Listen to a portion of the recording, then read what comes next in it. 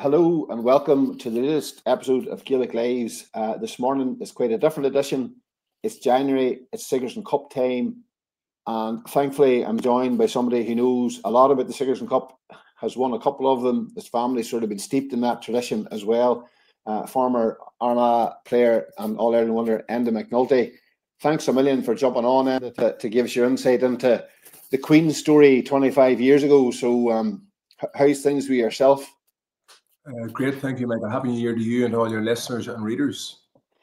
And for somebody who's, I suppose, steeped in sort of performance, you were messaging me to say that you're out walking with Dessie recently there, but how does somebody like yourself go into the new year? Is New Year's resolution something you believe in, or is it a fad? Since I've been 14 years of age, I've always trained over Christmas relentlessly every day. We started off training the 14 days of Christmas. Now it's almost like 21 days of Christmas. And at Christmas time, I always catch up with good friends. I walked with Dessie Ryan this Christmas in the Moy. We always meet at the Moy because it's halfway between Dessie and Ballyronan and me, where I live in either in Armagh, now in Carlingford. But what I love about it is it's a traditional ritual at Christmas.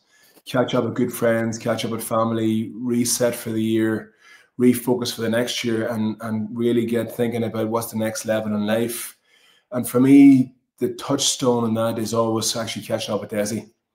And I said to him this, it was just between Christmas and New Year. I said to him in a little coffee shop in the Moy there, I said, Dessie, it's 25 years, since won the Christmas. So his face lit up, of course, big, bright smile as always. And he's, where did that time go? And where did that time go? And then, of course, he'd start into going through every position on the pitch. And then he'd go into the games themselves and how he won them and the significance of each one of the wins. So to answer your question in a long-winded manner, Michael, it's always catching up with good friends, and I can't think of a better friend than Dessie Ryan. Funny, that was my next question. Can you believe it's 25 years? I was watching a wee bit of it over Christmas when I sort of had the idea of this article, and it's just ploughing about in the muck and the clabber of my Cullen. Can you believe it's that length of time? It's hard to believe, Michael. I think 25 years goes far too fast. But those memories live strong. It's vivid in the detail of everything that happened in the build-up to winning that Sigerson. Those friendships remain as strong as ever. And I think the character that it formed in all of us, that's built strong into our DNA, Michael. So yes, 25 years, but it's the detail and the vivid, let's say, aspect remains really, really strong. And 2 years later, he's won the All-Ireland with Armagh, and it's often been spoken about in many quarters, just the link that Sigerson has, because obviously you're going from county minors, and you had won an Ulster minor title, I think it was the mid-90s, so it's sort of the bridge. How big a help was it? Michael, Dessie always said that. He always said that if you win a Sigerson, it's a good stepping stone towards being good enough to win the All-Ireland. And I believe that firmly. And I tell you the evidence of that. If anybody ever has a chance to get their hands on the Sigerson Cup and the base of the Sigerson Cup, all the winners of the previous, 100 years, all the teams are laid out on little steel plates or metal plates. And you'll see the amount of players that have won Sigerson medals and then went on afterwards to being, All-Ireland winners, maybe multiple All-Ireland winners if you're talking about Kerry and so on. It's significant. The great down team, Sean O'Neill and so on. So a lot of Sigerson winners go on to win All-Irelands afterwards. So why is that is the big question. I think Sigerson is a great way of forging character. I think it's a great way of learning the crafts and the arts of playing Gaelic football. It's also a great way of learning character skills, teamship and leadership. I think it's probably, for me, the best way of learning that in Gaelic games. And in saying that, Enda, like as I said earlier, you had played for Armagh minors. Some people maybe don't play county underage. Sigerson is an opportunity for somebody to jump into the whole big picture of inter-county. Maybe not a lot, but some. Yeah, I think at the moment it's very difficult for the young players and for the coaches, Michael, because there's so many competitions and it's so tightly packed into a very intensely packed schedule. So, of course, Sigerson is almost put on the back burner. What I think is that, of course, minors and under-20s is also brilliant for development of players. There's no doubt about that, for their football skills. But I think it's underestimated how important Sigerson is for character skills. And again, to give you a bit more, you know this as well as me, Mega, from your Jordanstown days. I think that Sigerson, when you're playing with somebody that you're living with all the time, that you're spending 24/7 with them, there's something about the bond of somebody you play football with, you live with, maybe they're even in the same room as you. There's something about that you can't replicate in minor football or under 20 football.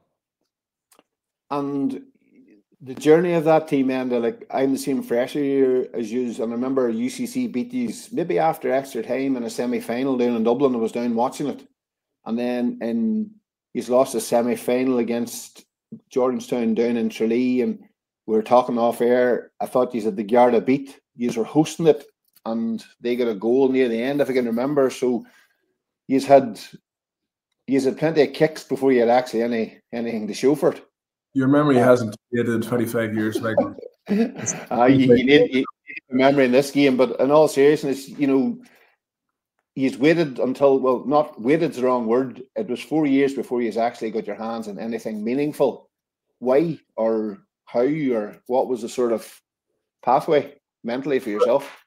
Well, the club team that I played on, myself and Justin and Paul were lucky to play for Mullaball, and we won an Ulster Championship way back in '95. And after the game, I'll never forget, after winning the Ulster Championship, Sean O'Neill came up to me.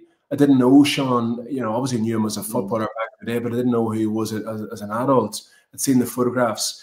But I'll never forget, he shook my hand that day in Clonus, and he said, congratulations, and winning an Ulster Championship.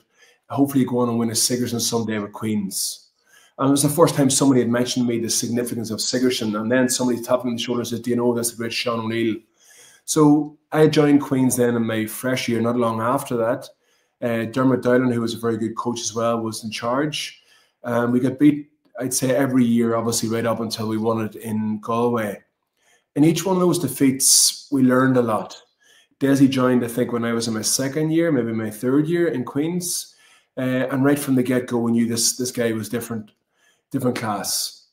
And I don't mean different class from Dermot, in that Dermot wasn't a very good coach, or wasn't a very good Queens man, or understood how to win Sigersons, and he clearly did.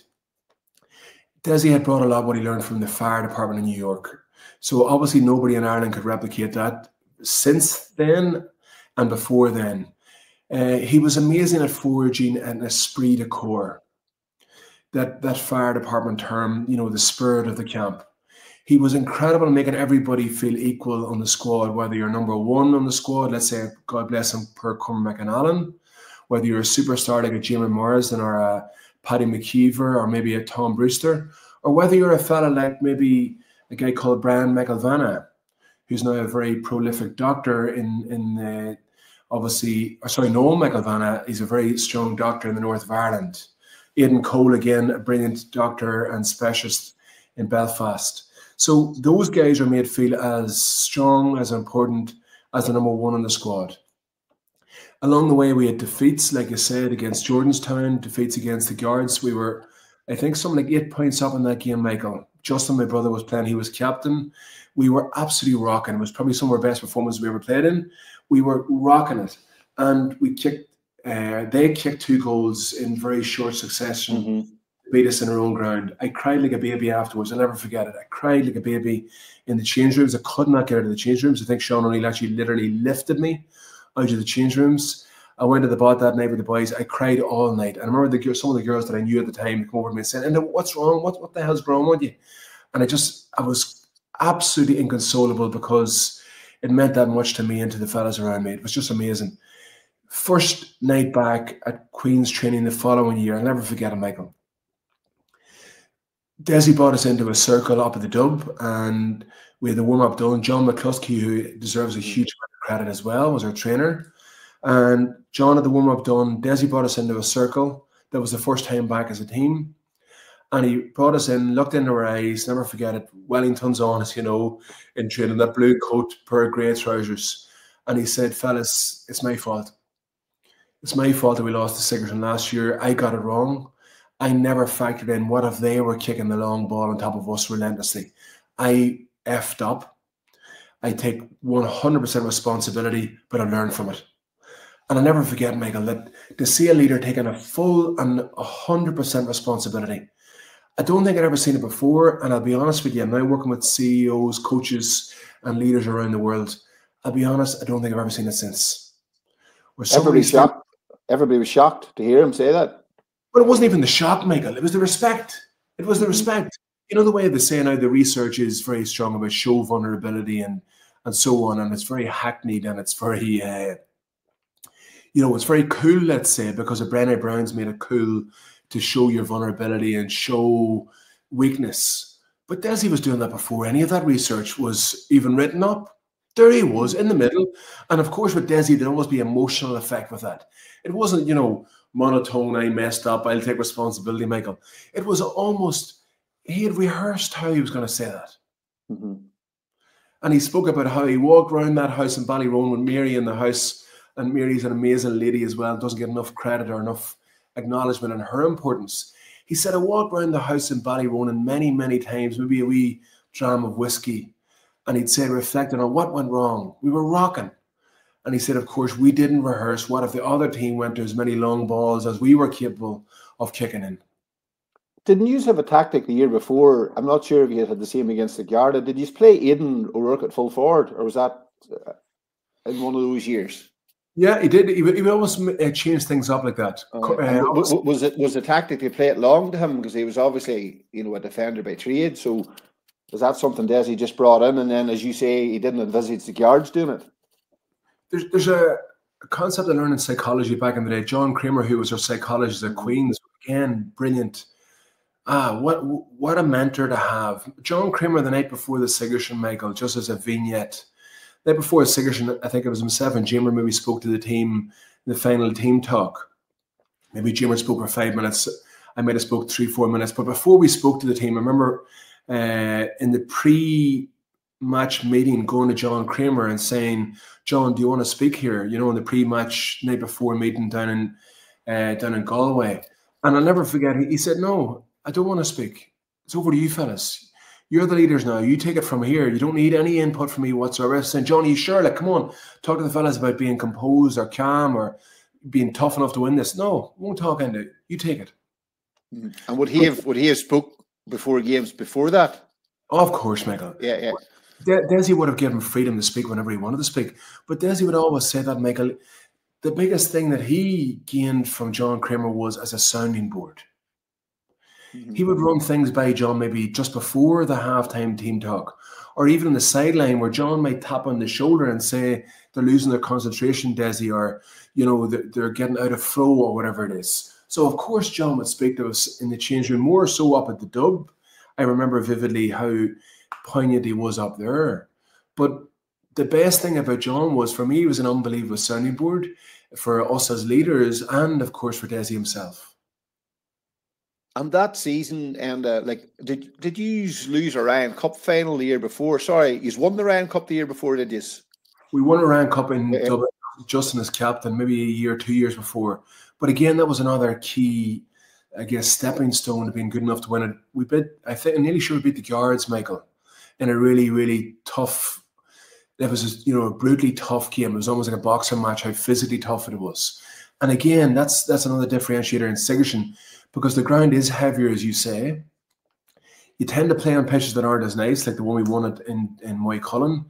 And so it's even more important that you're assessing character. You're assessing the guy who can step up on the big day, but yet you're playing in muck and gutters. So for me, that's a huge character test. The year that you've won it, and I'm not sure the order of this, you've played Sligo and St Mary's both at home to get to the weekend. I'm not sure which was the first game or second game, but was there anything that stood out from those games, or was it routine until you got to the real McCoy? Well, Jimmy Morrison arguably is the best pound-for-pound footballer I ever played with. Just an incredible footballer. And to have a player like that on your team was always a huge USP, to use the marketing phrase. Just incredible guy. But believe it or not, and I can say this 25 years later, there was a row outside Renshaw's one night on University Square, or University Street, between St Mary's and Queen's. And Jimmer was unbelievably well put together. He was tough and he was hard. But for whatever reason, the row started. Jimmer and one of the boys out in the street outside Renshaw's. I can't remember. I think one of the boys being overly cheeky, to say it politely, from the St Mary's side. And the boys were going toe-to-toe, and Jimmy was unbelievably good at handling himself. So the precursor to that match in the Sigerson build-up was, of course, that we'll find a way to get our way back here. You know, just Dessie would say, I never forget, because they beat us, I think, also in the Ryan Cup earlier in the year, Michael. And it was after an All-Stars do in Dublin. Me and Paddy McKeever made our way down from the All-Stars do. And let's say with a few beers on board, we weren't, let's say, in the best condition to play football the next day. But Dessie said, true Dessie, you get down the road and get ready to play. And he knew probably we were going to have a few drinks, Michael. He wasn't going to start us, but he said, get down to support the team. He brought me on with 5 minutes to go. I was in terrible shape. Paddy probably in worse shape. And we got beat by St. Mary's. I'll never forget, we got beat by St. Mary's. And after the match, we all took our jerseys off, put them into the change room at the old Dub change facility. I think it's still there. And there was dead silence in the change room. And the Mary's boys were going crazy next door. You could hear them singing. And they were singing away. We were obviously dead silent in the change room. We were disappointed, devastated to get beat in the Ryan Cup. I'll never forget what Dessie said. So they were singing next door and banging on the doors, banging literally in our change room's doors like that, banging and banging and banging and banging as they would go past. And they were banging and you could hear the banging on the door because they knew obviously our change rooms. They were singing. And in the middle of all this, Dessie says, their silence will be our song in the Sigerson. So, of course, in the Sigerson, we beat them in the Sigerson and the build up the Sigerson. And, of course, they were silent in their change room. And Dessie said, no singing in this change room. Their silence is our song. So it was a key, another building block towards winning the Sigerson the following year. That same season. And it was a key scalp, I guess, along the way, because we knew if you were beating St. Mary's, they had a lot of good players, they had very good coaches, really good culture. We knew we had got the stuff to go and win Sigerson, and that was the mission. It was a bit like working with Ireland many years later, being in the Ireland changing room, knowing, you know, that sort of language. This is the mission, or the Leinster changing room we used to talk about. This is the mission. In the Queen's change rooms, the mission was to win the Sigerson by hell or high water. So Dessie basically says, we've won today. It's a stepping stone. To quote John Dively from a year to Sunday, no hullabaloo, no singing. Yeah. No singing or no banging on doors. Get your gear back. You know, it'd be just a very matter of fact. The respect we had from Michael was just incredible. I remember him one night, because you know the way as students, you can always get into trouble, you can always cause issue late at night, and we were no saints when we were freshers or in first or second year, there's no doubt about that. But when Dessie came in, he said that under my watch, there'll never be a glass broke, there'll never be a cup broke. You'll have total respect. If we're getting served tea in a hotel, you'll have respect for the girls serving the tea. Or if you're out late at night, I don't care how much you drink, but we'll have respect for everybody we encounter.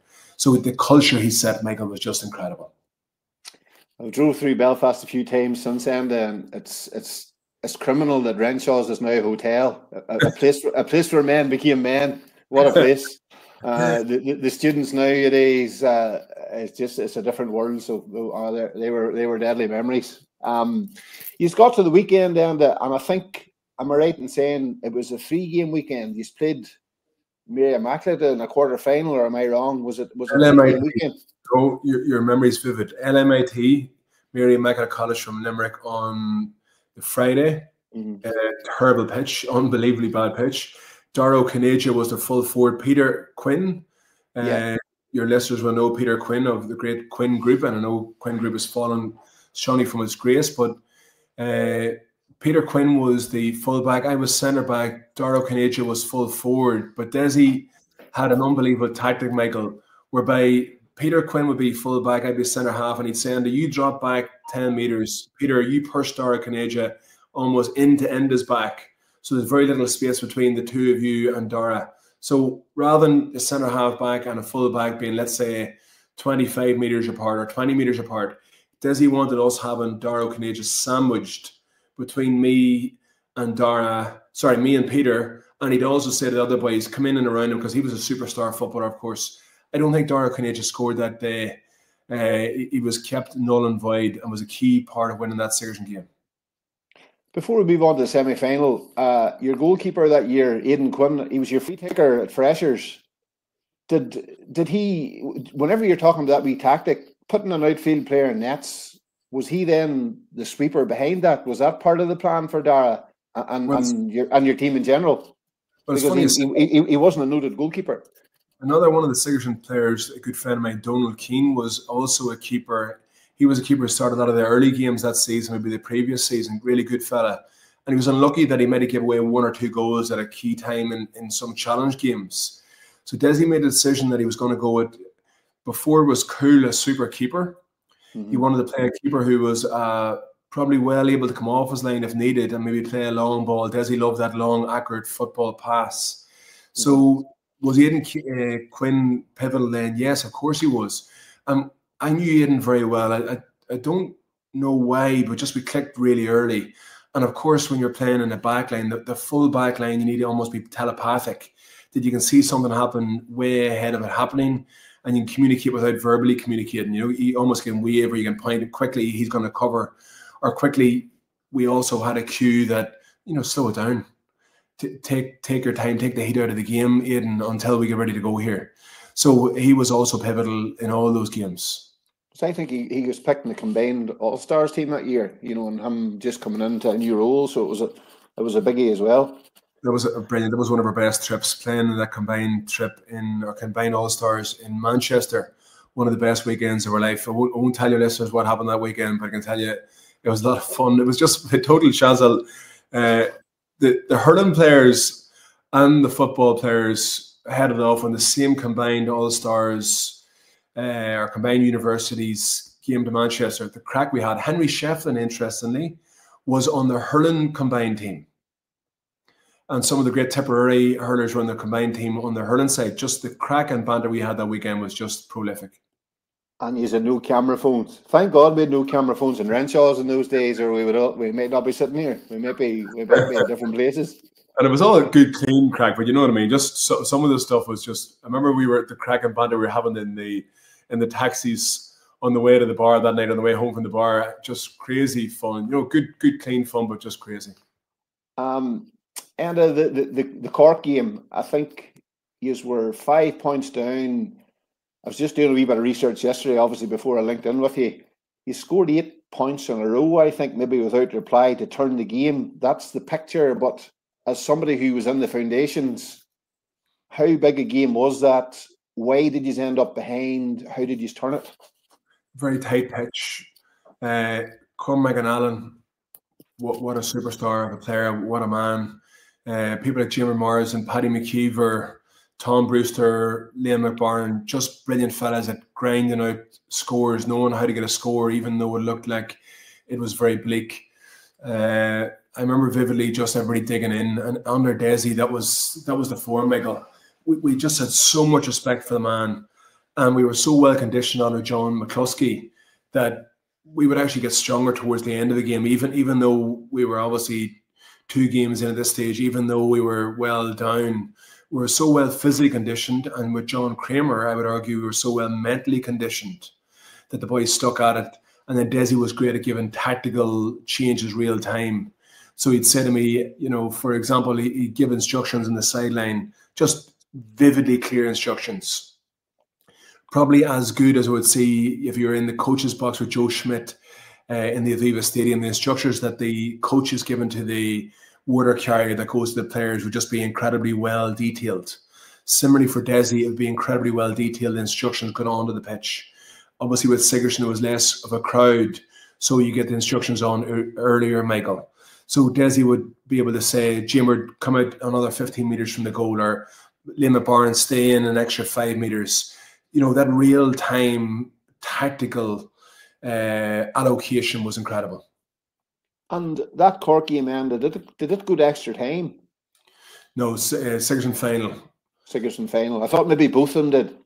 No, I suppose that brings me on to my point. You're chatting about John's conditioning.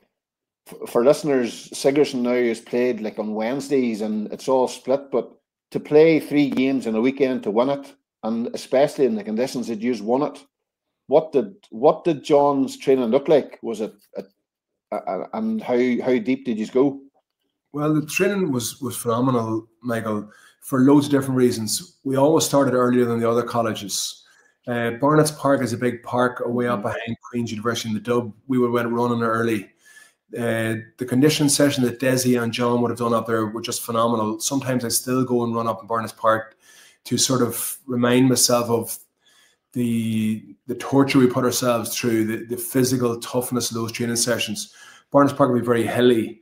So in the middle of the winter, maybe even between Christmas and New Year, maybe something like Stephen's Day, Boxing Day, maybe right up through the New Year in those years, we would have done long hill running, you know, like maybe 200 meter, 300 meter repeats up, almost as strong a vertical as you can imagine running up.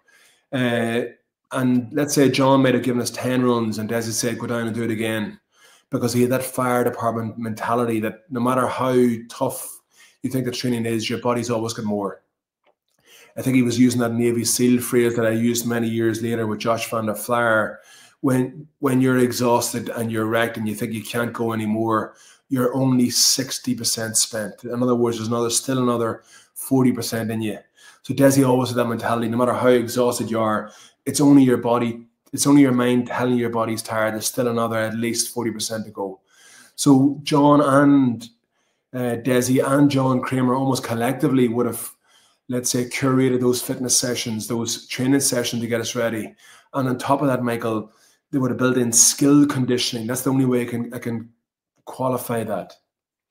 By skill conditioning, I mean that Dessie would have worked on the basics relentlessly, just absolutely relentlessly, better than any coach I've ever seen in Gaelic games. Of course, in pro sport, I see a lot of coaches doing that, but better than I've ever seen anybody doing in Gaelic games. The boring stuff, the stuff like picking a ball off the ground and being in the middle of a crowd of maybe 10 people and getting out of there and doing that over and over and over again. And by doing that, I mean, he would literally get you to pick the ball up. Let's say you pick the ball up and I'd get out through a crowd of maybe Tom Brewster, Cormac and Allen, Paddy McKeever, whatever it is, maybe Philly Jordan.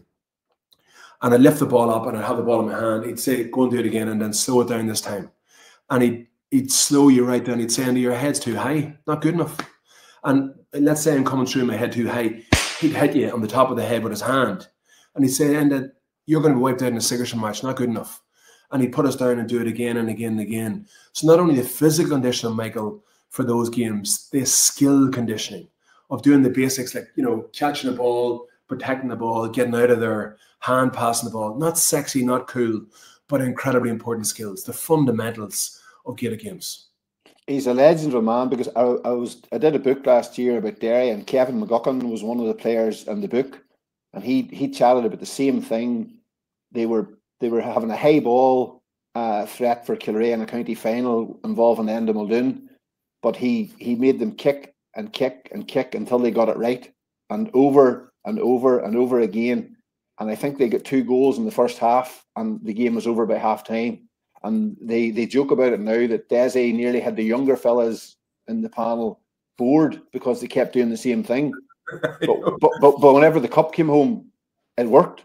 So here we are back at Sigerson, a different level, different players, same thing. Same thing, Michael. It's by the way, huge fan of Kevin McGuckin's. Enda Muldoon's a good friend of mine as well. Sometimes me and Enda meet up with Dessie. Still, I know they still meet on their Saturday morning for their coffee. And what's interesting about that, almost kicking the ball so many repetitions, that I would have heard that little bit of dissent in the Queen's change rooms, to be honest with you. In that last year, some of the fellas starting to make comments like, this game plan's not working. I'll never forget it, Michael. It might have been in a bar late at night. Somebody, maybe their tongues are loosened up with a few drinks on board. I actually ran that by John Kramer. And John Kramer said, Enda, that's your responsibility to nail that. That's not Dessie's responsibility. That's your responsibility to nail that. I'll never forget how it was nailed.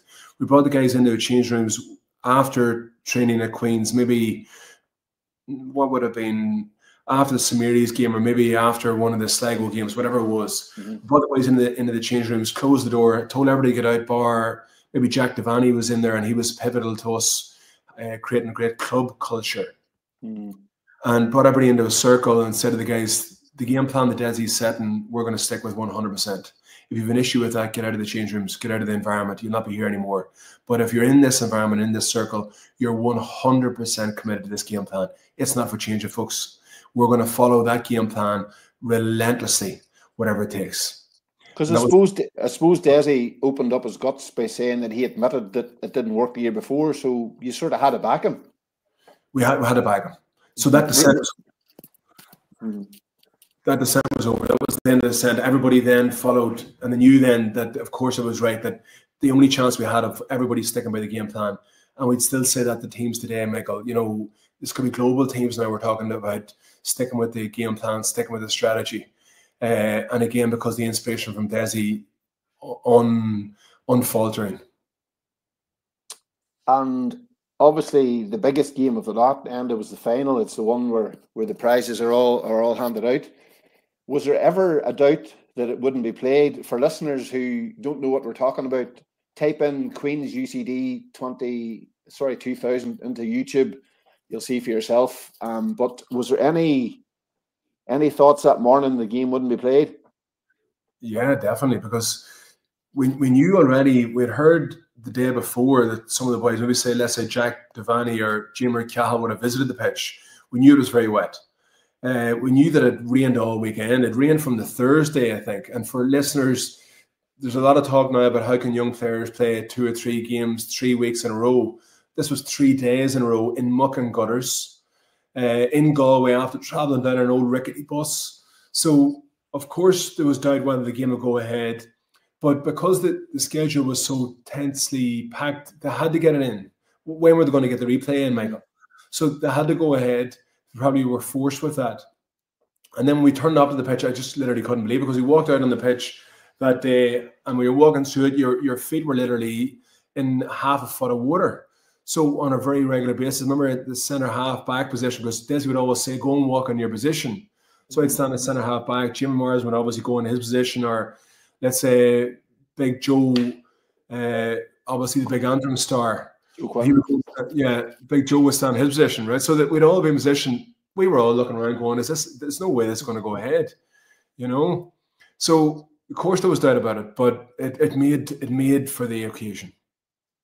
Liam McMahon's goal it ended up the difference between the teams on the scoreboard, but it was a big help so early, and yeah, Liam McMahon's goal again. You were talking repetitions, that would have been worked on over and over again. That long ball in from either Tom Brewster or Paddy McKeever.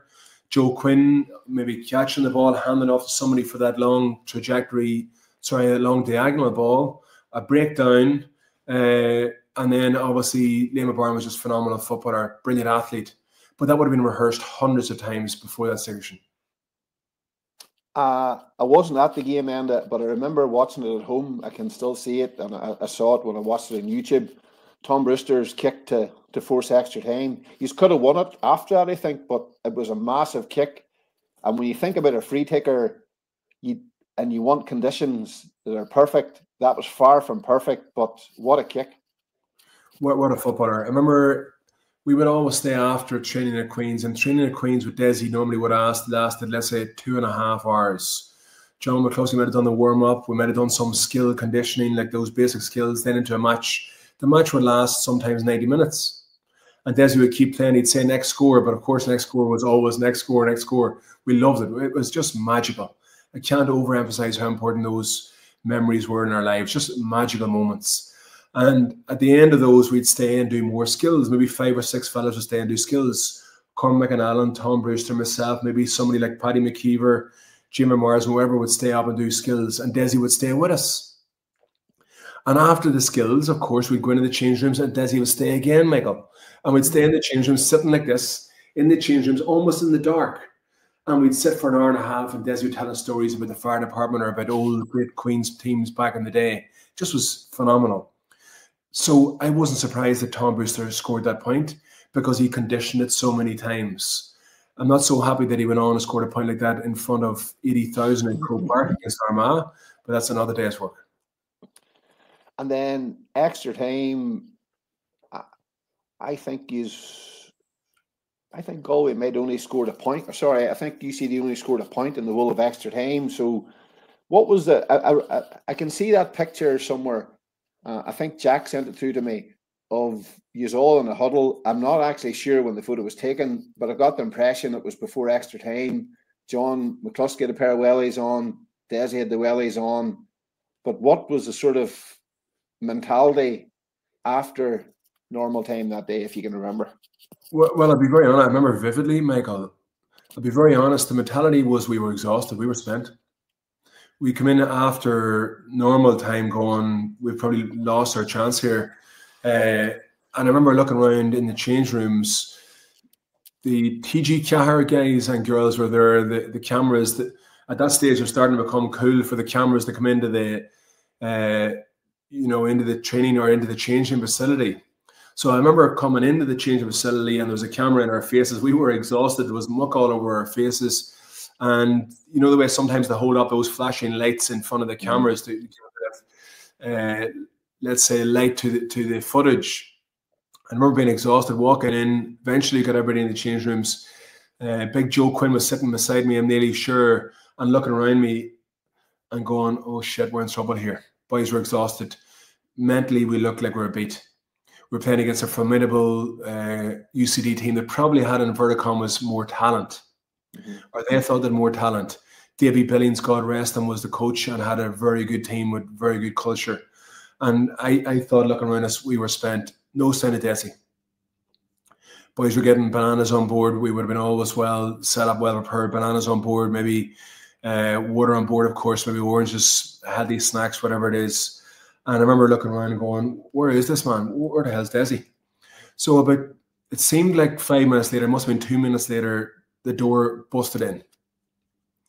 And you're talking about changing mentality in 6 seconds. Dessie busted, literally kicked the door in.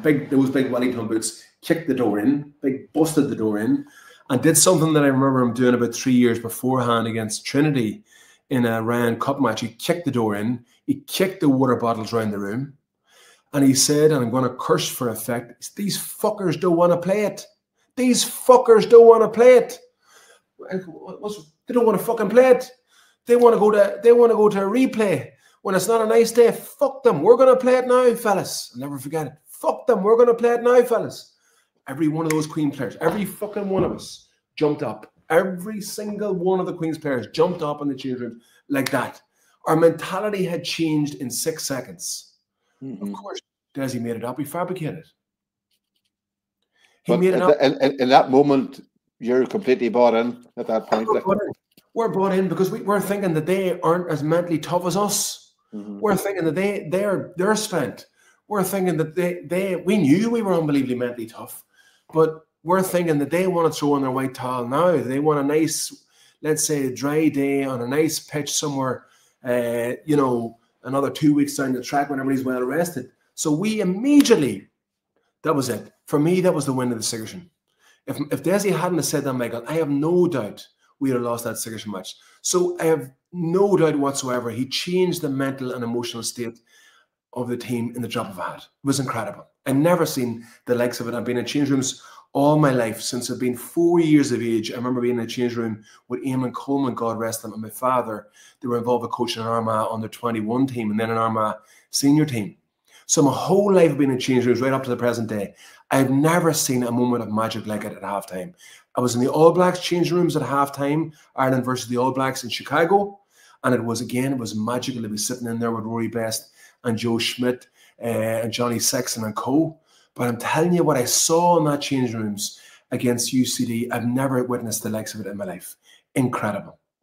Because I've heard you speak on different occasions, and I remember doing an article with you before, and you spoke about Dessie and all the influences you've had over different teams. But he was just, I remember you talking about the fact of he told you stories about him going into houses in New York in the dark and taking children out of fires and stuff, and he was well road tested in every way.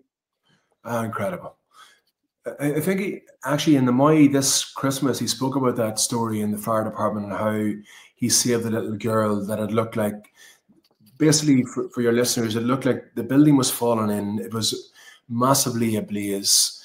They heard on the radios that there was an issue. There was a girl in one of the upper floors and upper stories in the building. I think he said it was a brownstone building.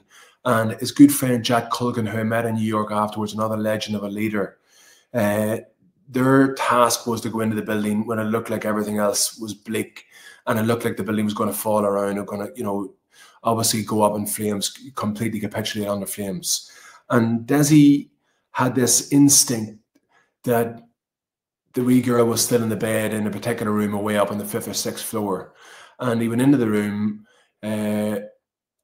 The guys were all going down. All the rest of the firemen were going down the stairs. They had given up, and it was too hot. The fire was too hot, and they were too scared. Sorry, not too scared, but it looked like it was too dangerous. Sorry, my apologies. It was too dangerous. So Dessie kept going up, and he put his hand in to the bed where he thought that the wee baby might have been, this wee tiny baby girl would be in the bed. And he put his hand in, and as I'm saying that, my little baby child is screaming in the background, believe it or not. He put his hand into the bed, in underneath the blanket, and he pulled something. He grabbed it quickly out of the bed. He grabbed it quickly out of the bed, and he dragged it, let's say, and he ran into the corridor, and he started heading down the stairs. But he realized he had a doll in his hand. And it was the baby girl's doll arm that he had in his hand. So then he had a choice, and everybody was saying, get out. You could hear them all screaming, get out, it's going to go, it's going to fall, get out. So he had a choice. And he went back into the room again, and he said, down on his hands and knees, he said he could feel his ears starting to burn, the hairs in his ears starting to burn, the hair on his back of his neck burning. At that stage, the equipment wasn't nearly as advanced as it is today. And again, his instinct told him he could hear something. He said he could really, really dimly hear a scream. So he put his hand in again into the bed, and this time he got the leg. And this time it was a wee girl, and he pulled the leg of the wee girl. I literally pulled her out like a rag doll, pulled her out of the room, and brought the wee girl down. Thank God the wee girl was okay. I think him and Jack Culkin got a badge of honour for bravery. Dessie doesn't speak of that very publicly, but he got a badge of honour for bravery in the fire department in New York City for that, saving that wee girl. God bless her. And again, this Christmas, 25 years later, with a little tear in his eye, he spoke about what would have happened that if he went down the stairs 60 seconds earlier, or even 6 seconds earlier, that wee girl would have died.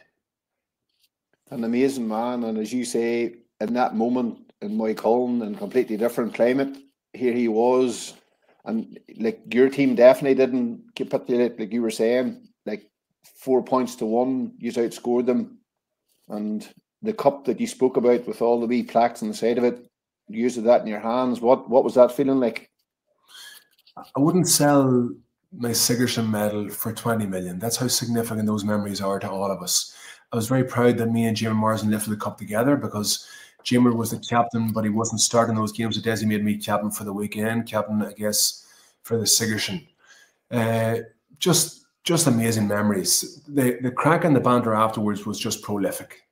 The singing, the dancing, I think there wasn't, literally, I'd say there wasn't one wink of sleep that night down in Moycullen, the hotel. They had lit up little fires on the way back in the hotel along the streets of Moycullen, because little turf fires on the road, on the edge of the road. So coming towards the hotel and the turf fires, and Mum and my dad were there. John Kramer, I'll never forget, was drinking bottles of Heineken to beat the band. It was just amazing memories. Some of the fellas' families were down. Justin was there. It just was prolific.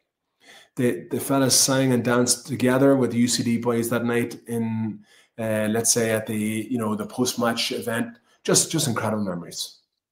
Like you said something a while back, and about Jack building the club culture. Like a university, you've got people from the four corners. I'm not sure had you anybody from, like, I know Big Joe Considine from Clare played for us, but I'm not sure if he was there then. But it was basically like a team from all across Ulster. Yeah, you'd fellas. Did it feel like playing for a club team? I'd say tighter than any team. Like we built an unbelievably close team in Mullabon. Armagh was a very close team. For me, was it closer than a club team? I couldn't compare it because, as I said, when you're living with fellas 24/7, it's a different sort of culture. It's a different sort of cohesion. It's different sort of, and you're all near the same age, Michael. Mm-hmm. And then you've got this iconic leader, Dessie Ryan, that obviously is going to be hard to. How do you replicate a guy like that, who was a massive leader in the fire department in New York, who knew how to build an unbreakable team? So, it'd be wrong of me to compare it with some of the teams I played on with Mullabon, with Armagh, or even the club teams I played on in Dublin, so on, with the Ireland team. I think all teams are different. I wouldn't like to compare them. But what was different about them was, the cohesion was just incredible. In Queens as well, we were a player-led club. In other words, we ran the club ourselves. There was committee meetings that Jack would have chaired. My brother Paul would have been one of the financial guys in the previous few years, organising the finances. We had to go to Ardmac, Cormac and Allen's father's company, to get the funding for the jerseys or get the funding for the Sigerson stands and so on. So when you're a club-led team, and when you understand business long before I set up a business, it was just incredible learning. And I suppose that's answered my question, like, because we're full of leaders, you know, as much as that, like, even I know Paddy Campbell was maybe one of the oldest players he's had, I think, at that time, but he went on to manage teams, and, you know, a lot of you have been very successful in your own county careers after that. So the fact that Dessie just pulled that all together, I suppose that was my point about the club environment, and it wasn't the fact that it was like a club, but a lot of colleges don't have that. So you had that, I suppose, was my point. I think it was unique to Queen, that club, player-run club, and I'll give you a few examples of that. When you're at a committee meeting that's only students and you're making decisions on a lot of money that's going to be invested in running the Sigerson at Queen's, you learn a lot. When you're a player-run club that Dessie Ryan taps me in the shoulder and he says, "Now, I want you to have a meeting today, Enda, deciding which players are going on the Sigerson weekend, which squad players." That's a lot of responsibility for young men to make a decision on which players are in the squad. I don't know any other team in Ireland since then that has empowered the players to make decisions on who's going to be on the squad. What an empowerment.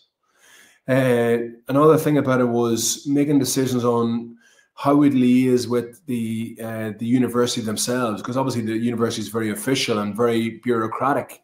We had made one big mistake one year. I'm sure Jack will tell you about that. Jack Devaney deserves a lot of credit. But one year we'd forgot to register the team for Sigerson. So the bureaucracy was bad on our behalf. So we had to figure out how would we officially get the team registered, because we had missed a particular date. And how we get the team registered, we ended up having to go to the Queen's Administration building and finding a way of getting them officially registered without getting, let's say, oversight from the university. So we had to use all of our creativity and finding somebody inside in the Gaelic Games, let's say, fraternity, who were going to get us registered even though we'd missed our date. We used our creative license. Let's just put it that way, Michael. He's got there. He's found a way. We found a way. I'll let Jack Devaney tell you how we got that. You talked about Joe Quinn earlier on. I think Joe Quinn now works for Queen's. So we got there in the end. I have pictures of you in my head going around administration buildings with torches on, going into filing cabinets to get stuff approved. So we'll let people work that out for themselves. I'll let the listeners create their own play on that one, Michael. And on a completely different tangent, before we finish up, I chatted to you briefly before we started talking, was the 1v1 thing with defending now. And when the league starts later this month, all the county managers have a different set of plans. But does it bring back the likes of yourself and the Sean Marty Lockhart, where it's 1v1? Like the sort of the legend is that you would have went to Dessie's backyard and to learn how to defend properly before big games, just refreshing all the key mechanical movements.